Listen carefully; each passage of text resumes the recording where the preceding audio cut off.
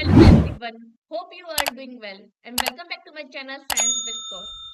तो आज की हमारी इस वीडियो का टॉपिक है मोनोहाइब्रिड क्रॉस, बैक क्रॉस और टेस्ट क्रॉस। आज हम इन तीनों को अच्छे से देखेंगे। तो सबसे पहले हम बात करेंगे मोनोहाइब्रिड क्रॉस की। ये जो तीनों टॉपिक है ना, ये जेनेटिक्स के टॉपिक है। अगर हम बात करें सीएसए नेट लाइफ साइंस के बारे में तो ये यूनिट 8 में आते हैं। मोनोहाइब्रिड क्रॉस को मेंडल ने करवाया था। सबसे सिंपलेस्ट क्रॉस होता है। इसको हम मोनोहाइब्रिड क्यों बोलते हैं? क्योंकि यहाँ पर हम ऐसे दो पेरेंट्स के बीच में क्रॉस करवाएंगे जो मोनो यानी सिंगल कैरेक्टर में क्या होगा, वेरिएशन दिखाएगा, जो एक कैरेक्टर के लिए डिफरेंसेस शो करते हैं, वेरिटीज शो करते हैं। जैसे कि अगर हम बात करें कि ए पेरेंट है, बी पेरेंट है, इनमें जो हाइट का कैरेक्टर है, अगर आप लोग को जानना है अलील क्या होते हैं, जीन क्या होते हैं, कैरेक्टर क्या होते हैं, ट्रेट क्या होते हैं, तो मैंने अपनी एक वीडियो में बहुत अच्छे से बेसिक ऑफ जेनेटिक्स बताई है। उसका लिंक आपको डिस्क्रिप्शन बॉक्स में मिल जाएगा या फिर आप ऊपर वीडियो को जो लिंक दिख रहा है ऊपर वीडियो के, उसको टच करके भी आप डायरेक्ट वीडियो में पहुंच सकते हो। जरूर उसको देखना, बहुत बेसिक है वो। तो यहाँ पर हम बात कर रहे हैं, हम ऐसे दो पेरेंट्स को जब लेते हैं जो हाइट कैरेक्टर के लिए, सिर्फ और सिर्फ एक कैरेक्टर के बारे में हम बात कर रहे हैं हाइट का, उसके लिए क्या दिखाएंगे, वेरिएशन शो करेंगे। यानी कि ये होगा हाइट के लिए टॉल और ये होगा डॉर्फ। यानी कि ये इसके पास जो जीनोटाइप होगा टॉल के लिए वो टीटी हो जाएगा, इसके लिए जो जीनोटाइप हो जाएगा डॉर्फ के लिए वो स्मॉल टी हो जाएगा। ठीक है। तो मेंडल ने ऐसे ही दो पेरेंट्स को लिया जो एक कैरेक्टरिस्टिक्स में वेरिएशन शो करते हैं और उनके बीच में क्रॉस करवा दिया। फिर उन्होंने देखा, जो हम आगे पढ़ेंगे, ठीक है। तो इससे इन दोनों के बीच में जब उन्होंने देखा कि उन्होंने जब क्रॉस करवाया तो एक हाइब्रिड बना। इसी की वजह से हम क्या बोलेंगे, इसे मोनोहाइब्रिड क्रॉस बोलते हैं। समझ में आया? तो चलो देख लेते हैं।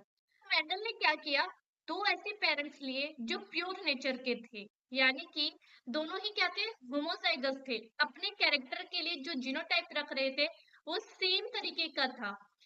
ये जो दिखा रहा था वो किसको दिखा रहा था, टॉल को, और ये क्या दिखा रहा था, ट्रेट डॉर्फ को दिखा रहा था, और दोनों ही कैसे थे, प्योर ब्रीड थे। जब इनके बीच में क्रॉस होगा और हाइब्रिड बनेगा वो कैसा होगा, उसी को देखने के लिए मोनोहाइब्रिड क्रॉस करवाया गया था। कैपिटल टी से क्या बनेगा, कैपिटल टी। स्मॉल टी से क्या बनेगा, स्मॉल टी।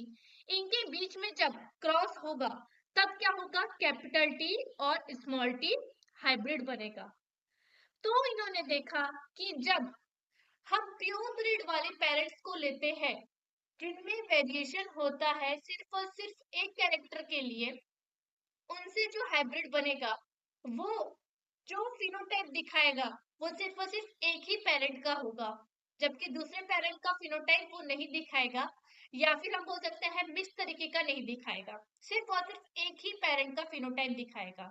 तो यहाँ पर किसका फिनोटाइप दिखा रहा है, ये टॉल यानी कि पेरेंट वन का दिखा रहा है। इसको हम बोल देते हैं मेल और इसको हम क्या बोल देते हैं, फीमेल।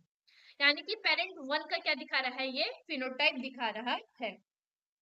तो फिनोटाइप क्या हो गया, टॉल, और जीनोटाइप क्या हो गया, स्मॉल टी और कैपिटल टी, है ना। तो उन्होंने देखा कि F1 जनरेशन में जो हाइब्रिड बनेंगे वो सिर्फ और सिर्फ एक ही पेरेंट की कैरेक्टर रखेंगे। तो उन्होंने सोचा क्यों नहीं हम इनके बीच में सेल्फिंग करवाए। F1 की सेल्फिंग करा दी गई, किसकी भी सेल्फिंग करा दी गई, F1 की सेल्फिंग करा दी गई। सेल्फिंग का मतलब क्या होता है, जब सेम जीनोटाइप वाले को क्रॉस करवाया जाए। तो इससे क्या कैपिटल बनेगा, कैपिटल टी स्मॉल टी, इससे क्या बनेगा, कैपिटल टी स्मॉल टी। जब हम कैपिटल टी और कैपिटल टी का क्रॉस करवाएंगे तो कैपिटल टी और कैपिटल टी और स्मॉल टी का क्रॉस करवाएंगे तो कैपिटल टी स्मॉल टी। जब हम स्मॉल टी और कैपिटल टी का क्रॉस करवाएंगे तो कैपिटल टी और स्मॉल टी। जब हम स्मॉल टी और स्मॉल टी का क्रॉस करवाएंगे तो आ गया स्मॉल टी और स्मॉल टी। यानी कि उन्होंने देखा कि जब F1 जनरेशन की क्या कर रहे हैं, सेल्फिंग करवा रहे हैं, तो थोड़े ही नंबर पर, लेकिन हमें किसका कैरेक्टर देखने को मिलेगा इस बार? पेरेंट 2 का दिखने को मिलेगा, यानी कि पेरेंट कैरेक्टर दिखेगा इस बार, डॉर्फ कैरेक्टर, है ना? हाँ कि नहीं? यहाँ पर देखो, ये टॉल है, ये भी टॉल है, ये भी टॉल है, लेकिन थोड़ी ही एक ही नंबर पर, लेकिन हमें डॉर्फ कैरेक्टर भी देखने को मिला, डॉर्फ ट्रेड भी हमको देखने को मिली। तो F2 जनरेशन पे जो दिखा उसका हमको जीनोटाइप क्या मिलेगा और फिनोटाइप क्या मिलेगा? तो यहाँ पर हमें फिनोटाइप इस बार हमें तो टॉल भी देखने को मिला और क्या देखने को मिला, डॉर्फ भी देखने को मिला। जीनोटाइप क्या हो जाएगा इस बार?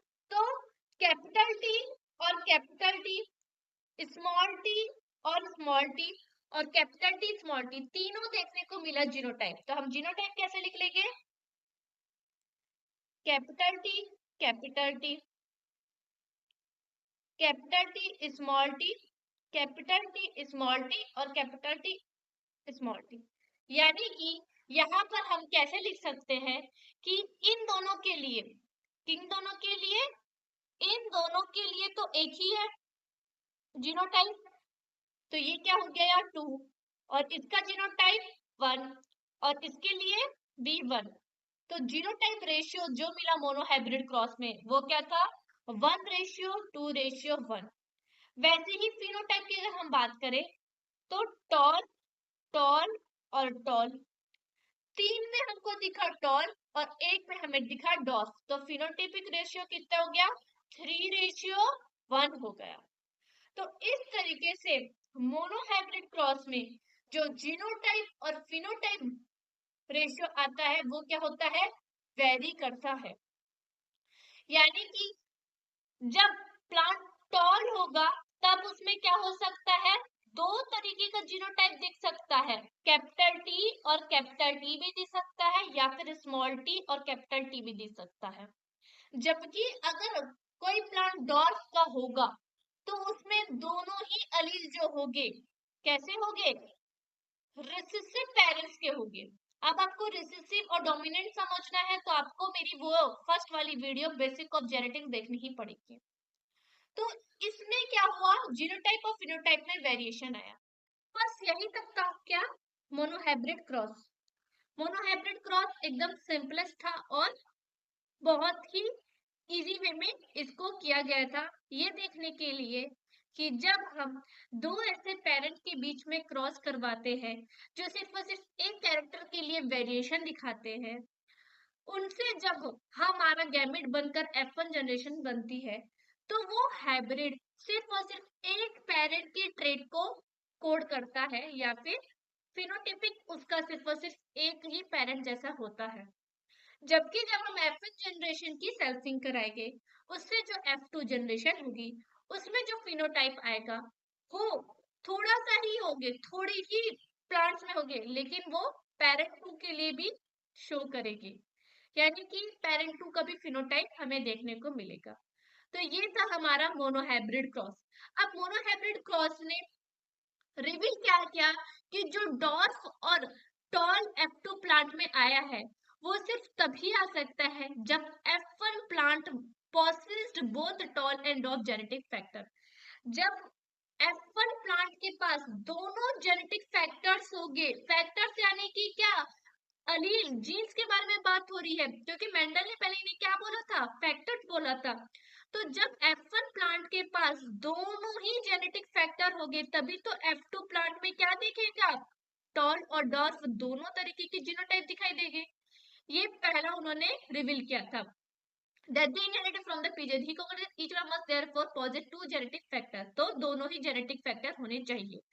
जो सेकंड कंक्लूजन निकला था मोनोहाइब्रिड क्रॉस से वो क्या था कि Mendel derived from his monohybrid cross was that 2 allele in each plant separate when gamete are formed।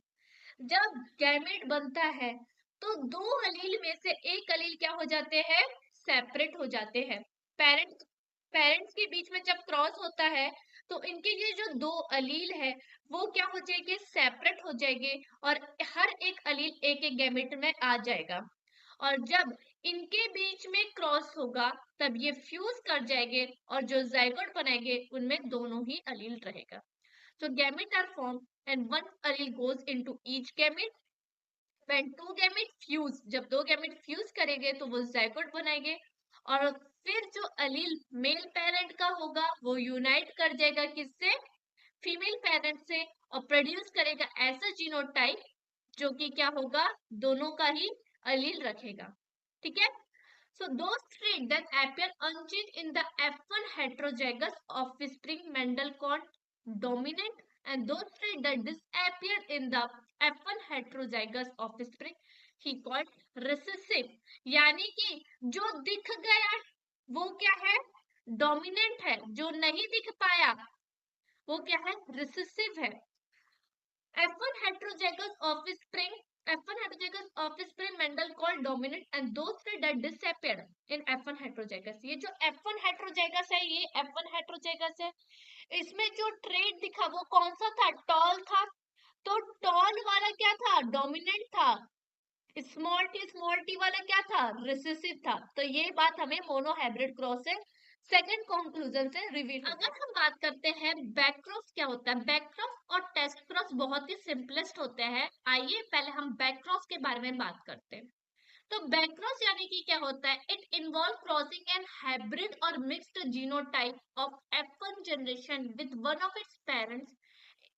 यानी कि क्या होगा, क्रॉसिंग होगी, किसके बीच में क्रॉसिंग होगी, हाइब्रिड के बीच में क्रॉसिंग होगी, या फिर हम बोल सकते हैं मिक्स्ड जीनोटाइप वाले के बीच में क्रॉसिंग होगी उसके किसी भी एक पेरेंट्स के साथ। यानी कि उसकी हम क्रॉसिंग करवा सकते हैं या तो कैपिटल टी से या तो फिर स्मॉल टी से। तो ये क्या हो जाएगा, बैक क्रॉस हो जाएगा। बस इजी था कि जो हाइब्रिड कैसे बनता है, जब हाइब्रिड कैसे बनता है, जब हम दो पेरेंट्स के बीच में क्रॉस करवाते हैं तो इससे F1 वाला क्या बन गया, हाइब्रिड बन गया। तो हम क्या जा रहे हैं, पीछे जा रहे हैं क्रॉस करवाने के लिए। क्यों क्यों पीछे जा रहे हैं कि हम इसके एक ही, मतलब कि दोनों में से किसी एक पेरेंट के साथ क्रॉस कराएंगे, तो हम पीछे जा रहे हैं, इसीलिए हम इसको क्या बोलते हैं, बैक क्रॉस बोलते हैं। ठीक है। तो जब हम एक ही पेरेंट्स के साथ इसको क्रॉस करवा देंगे तब ये क्या हो जाएगा, टेस्ट क्रॉस हो जाएगा। इजी था, बैक क्रॉस हो जाएगा, सॉरी बैक क्रॉस हो जाएगा। With one of its parent important to predict the type of offspring that will result from its back cross। बहुत इंपॉर्टेंट होता है किसी का भी जीनोटाइप को क्या करना, पता करना, ऑफस्प्रिंग का। ठीक है। चलो अगर हम बात करें टेस्ट क्रॉस के बारे में, तो टेस्ट क्रॉस क्या होता है, टेस्ट क्रॉस याद रखना, जब हम क्रॉसिंग करवाते हैं हाइब्रिड के उसके रिसेसिव पेरेंट्स के साथ, यानी कि हाइब्रिड की हम क्रॉसिंग करवाएंगे सिर्फ और सिर्फ रिसेसिव पेरेंट्स के साथ, तब क्या बनेगा, टेस्ट क्रॉस होता है। ठीक है। तो टेस्ट क्रॉस क्या होता है, जब हम कैसे बना, फिर से हाइब्रिड देख लेते हैं। तो जब हम दो डिफरेंट जीनोटाइप वाले पेरेंट्स को क्रॉस करवाएंगे तब हाइब्रिड बनेगा। इस हाइब्रिड को जब हम सिर्फ और सिर्फ रिसेसिव पेरेंट्स के साथ क्रॉस करवाते हैं तब आपका बनता है टेस्ट क्रॉस। ये जो क्रॉस होता है वो इम्पोर्टेंट होता है, फिर बेस्ट होता है लिंकेज को देखने के लिए। ठीक है। और क्या होता है important, test cross is used to find out the unknown genotype. किसी का जीनोटाइप नहीं पता है तो हम उसको टेस्ट क्रॉस से पता कर सकते हैं। टेस्ट क्रॉस का जो रेशियो होता है मोनोहाइब्रिड के लिए वो क्या होता है, 1:1 होता है, हमेशा याद रखना। मोनोहाइब्रिड टेस्ट क्रॉस का रेशियो क्या होता है, 1:1 होता है। कैसे होता है देख लेते हैं। जब हम हाइब्रिड का क्रॉस कराएंगे रिसेसिव पेरेंट्स के साथ, इसका गैमेट बनेगा कैपिटल टी, स्मॉल टी और स्मॉल टी बनेगा। इन दोनों का क्रॉस करवाएंगे और इन दोनों का क्रॉस करवाएंगे, क्या आएगा इससे, capital T small T, capital T small T. इन दोनों के क्रॉस से क्या आएगा, कैपिटल टी स्मॉल टी, और इसके से भी क्या आ जाएगा, स्मॉल टी। हाँ कि नहीं, यानी कि 50% कैसे दिखाएंगे कैरेक्टरिस्टिक्स, टॉल का 50% कैसे दिखाएंगे, डॉर्फ के। तो फिनोटिपिक और जीनोटिपिक रेशियो यहाँ पर क्या हो जाएगा, 1:1। इसीलिए मोनोहाइब्रिड का टेस्ट क्रॉस रेशियो क्या हो जाता है, 1:1, क्योंकि दो टॉल दिखाएंगे और दो क्या दिखाएंगे, आपके डॉर्फ दिखाएंगे। तो यहाँ तक बात हो गई हमारी किसकी, टेस्ट क्रॉस की, बैक क्रॉस की और मोनोहाइब्रिड क्रॉस की। अगर आपको वीडियो पसंद आई हो तो लाइक और सब्सक्राइब करना मत भूलिएगा। Thank you.